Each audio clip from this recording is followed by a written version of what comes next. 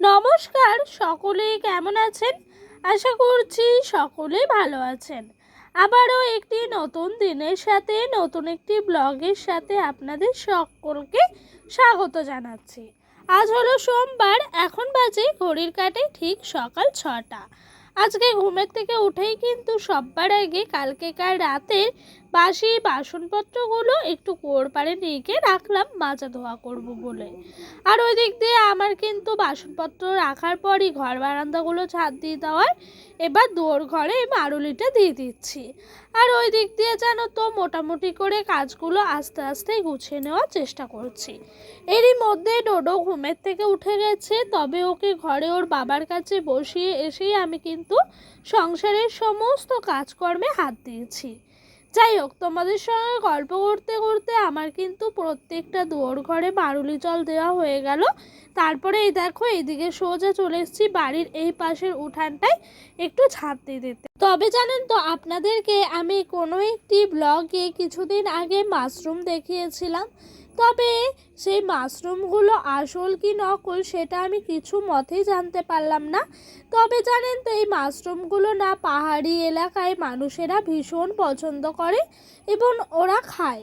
তো সেটা দেখে আমি ভেবেছিলাম হয়তো মাশরুম হলেও হতে পারে। যাই হোক, তারপরে জানেন তো মাশরুমের মতনই জিনিসটা ছিল, কিন্তু কি হলো বুঝতে সত্যিই পারলাম না। জিনিসটা মানে মরে গেল গাছটা আর কি।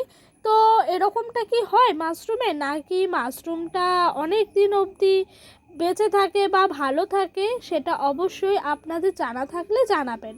আর আজকে ঝাঁট দিতে গিয়ে দেখলাম গাছটা পুরোটাই মরে গেছে, তাই কি করলাম ঝাঁটা দিয়ে ঝাঁট দিয়ে দিয়েছি, একেবারে তুলে দিয়েছি। ঝাঁটাটা যেহেতু কাঠিগুলো ভেঙে ভেঙে এসছে, তবে মুড়ো ঝাঁটা হয়নি, তবুও যতটুকু পারা যায় ঝাঁটাটি দিয়েই আমি কিন্তু তুলে নিলাম। তবে জানেন তো আমার হাত দিতে ভীষণ ভয় লাগে, কারণ কি বলেন তো, ওই জিনিসগুলোতে যদি কোনো রকমের কোনো খারাপ ব্যাকটেরিয়া থাকে, তাতে করে যদি আমার স্কিনের কোনো প্রবলেম হয়, সেই কারণে আর নিজে হাত দিলাম না। জানেন তো, প্রত্যেক দিনের কাজকর্মের মধ্যে আমার সব থেকে খাটনির কাজ মনে হয় এই উঠানটিকে ঝাঁট দেওয়া। এই উঠানটি ঝাঁট দিলে মনে হয় একটা বড় এক্সারসাইজ করা হলো, তার সাথে নিজের শরীরের অনেকটাই এনার্জি লস হয়।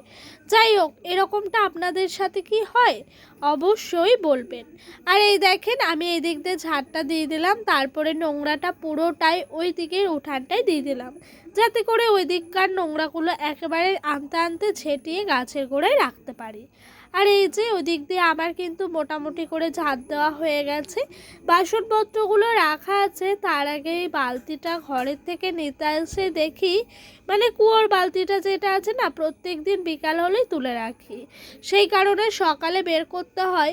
সেই জন্য বালতিটা নিতে এসে দেখি জানলার ঝাপটি ফেলা আছে, তাই দেখো জানলার ঝাপটা তুলে দিচ্ছি। তবে এখন আমার বাসনপত্র মাজা ধোয়া সমস্ত কিছুই হয়ে গেছে। এখন বাসনপত্রগুলো ঘরে নিয়ে যাব, নিয়ে গিয়ে জায়গা মতো রেখে দেবো। আর এরই মধ্যে ডোডো উঠে গেছে, ভালোভাবে বেরিয়ে গেছে, ও কিন্তু খেলা করছে। জানো তো, এই দিক দিয়ে আমি কাজ করছি আর তার মাঝে আমাদের বাড়ির পাশে একদল হনুমান আসে। তবে সকাল থেকে সবাই এখন অবধি আশেপাশে ঘুম থেকে ওঠেনি, তাই একটু ভয় ভয় লাগছিল, তবে কোনো রকমের কাজকর্মগুলো করে নিয়েছি। জানেন তো, এই জিনিসগুলো একটা থাকলে সেরকম খুব একটা ভয় লাগে না, হনুমান বা অন্যান্য প্রাণী। তবে তাদের যদি নিজেদের সংখ্যায় অনেকটা হয়ে যায়, তখন আবার একটু ভয় লাগে যে সবার সাথে পারবো কিনা। যাই হোক, ওদিক দিয়ে আমার কিন্তু মোটামুটি করে বাসনপত্র ধোয়া মাজা হলো, ঘরে রাখা হলো, আর হাঁড়ি আর কড়াইয়ের মধ্যে আমি সার্ফ ছাই বুলিয়ে দিচ্ছি। তার সাথে ওদিক দিয়ে আমি দেখছি হনুমানটি গেল নাকি।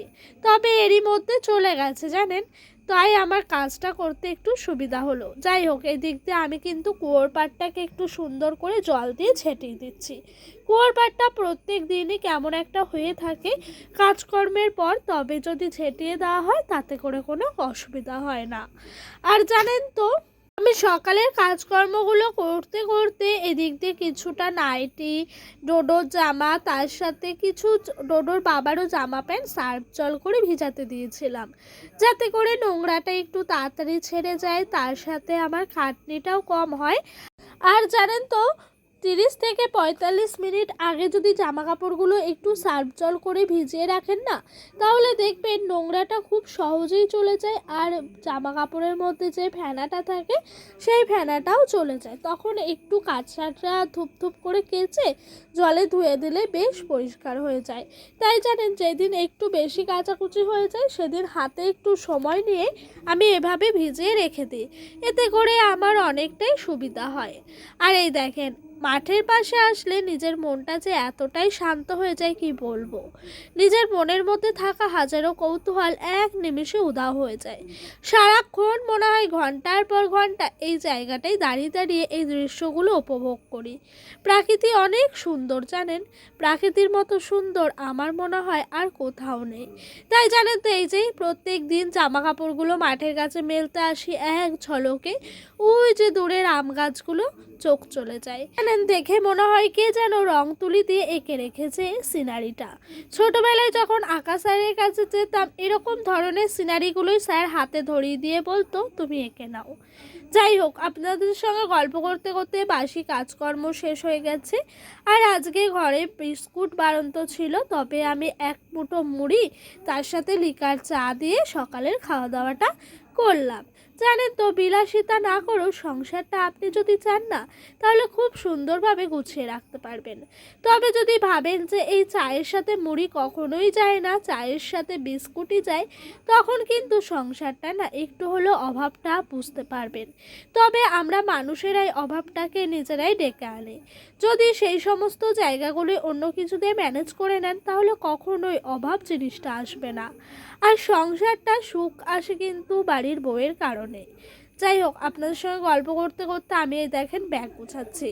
হয়তো অনেকেই বলবেন ব্যাগ গুছাচ্ছি কেন, কারণ কি জানেন তো, মাঝেই 2 দিন, তারপরেই কিন্তু ভোট। তাই জানেন তো, ছেলে নিয়ে একা একা যাব একটু রিস্কই হয়ে যাবে, যেহেতু ট্রেনের জার্নি। তাই ভাবছি যে একদিন আগে থেকেই চলে যাব বাড়িতে ভোট দেব বলে। জানেন তো, আমার এখনও কোনো ডকুমেন্টস ট্রান্সফার করা হয়নি, সেই কারণে সমস্ত ডকুমেন্টস বাপের বাড়িতেই আছে, তাই বাড়ি যেতে হবে। তবে ভাগ্যবশত আজকে যেতে পারিনি, কালকে যাব। যাই হোক, ব্যাগটা তো গুছিয়ে কাজটা এগিয়ে রাখলাম, তাই না বলেন? তবে যখন ব্যাগটা গুছাচ্ছিলাম তখন ভাবছিলাম হয়তো আজকেই যাব, কিন্তু ভাগ্য কি সবসময় সাথ দেয় আমরা যেটা চাই? ভাগ্য কিন্তু আজকে পাঠায়নি, কালকেই যাব জানেন, সকালের দিকে। যাই হোক, এদিক দিয়ে দুপুরবেলা খাওয়া দাওয়া করতে এসেছি। ডোডোর বাবা কাজে গেছে, আসতে অনেকটাই লেট হবে। উচ্ছে আলু ভাজা, তার সাথে ডিম আলুর ঝোল, এগুলোই আজকে রান্না করেছিলাম। ওদিক দিয়ে খাওয়া দাওয়া করে নিলাম। তার সাথে আমি কিছুটা ভাত ছিল এই গামলাটার মধ্যে, সেই ভাতটাই ছোট বাটির মধ্যে ঢেলে রেখে দিচ্ছি। আর জানেন তো, এরকম করে আমি প্রত্যেক দিনই ভাত থাকলে ঢেলে রেখে দিই, আর এই বড় জায়গাগুলো মেজে নিই।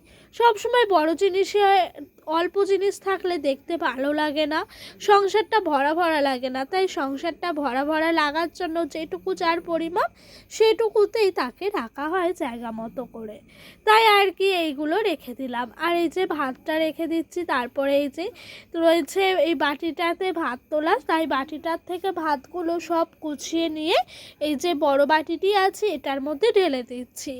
আর এই দেখেন, এখানে একটুখানি আলু ভাজা আছে, উচ্ছে আলু ভাজা আর কি, সেটাকেও তার জায়গা মতো রেখে দিলাম। তার সাথে সকালবেলা পটলের খোসা বাটা করেছিলাম, সেই পটলের খোসা বাটাটাকেও ওই বাটিটির মধ্যে রেখে দিচ্ছি। আজকে ডোডোর বাবা খেতে আসেনি, কাজের একটু চাপ আছে সেই কারণে। তবে আসবে একটু পরই, ও আসলেই ওকে খেতে দিতে হবে, সেই কারণে আরও একটু গুছিয়ে হাতের কাছে রেখে দিচ্ছিলাম। এই দেখেন, তারপরেই ডোডো খেলা করছিল বিছানার মধ্যে।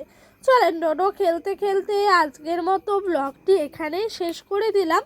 আপনাদের আমার এই আজকের পুরো দিনের ব্লগটি কেমন লাগলো অবশ্যই সেটি কমেন্ট বক্সে জানাবেন। আর ভিডিওটা যদি আপনাদের ভালো লেগে থাকে তাহলে ছোট্ট একটা লাইক করে দেবেন। আচ্ছা, সকলেই ভালো থাকবেন, সুস্থ থাকবেন, নিজেদের শরীরের খেয়াল রাখবেন। তার সাথে নতুন বন্ধু, পুরনো বন্ধু, সকল বন্ধুই আমার পাশে থাকবেন। বাই।